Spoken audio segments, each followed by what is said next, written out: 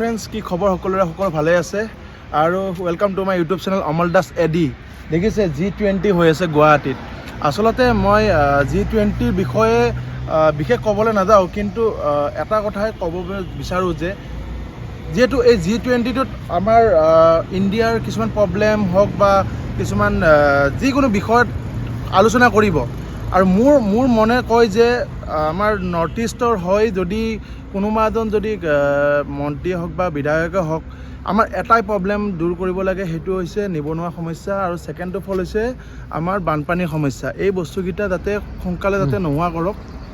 আৰু আহকচোন আমি গুৱাহাটীৰ কিছু পৰিৱেশ চাওঁ। এতিয়া বৰ্তমান গুৱাহাটীৰ পৰিৱেশ দেখিছে আপোনালোকৰ, বহুত জাকত জিলিকা হৈ পৰিছে গুৱাহাটীখন, খুবেই সা সজ্জাৰে ধুনীয়া কৰি পেলাইছে। আপোনালোকে এয়া চাওক গুৱাহাটীৰ পৰিৱেশ।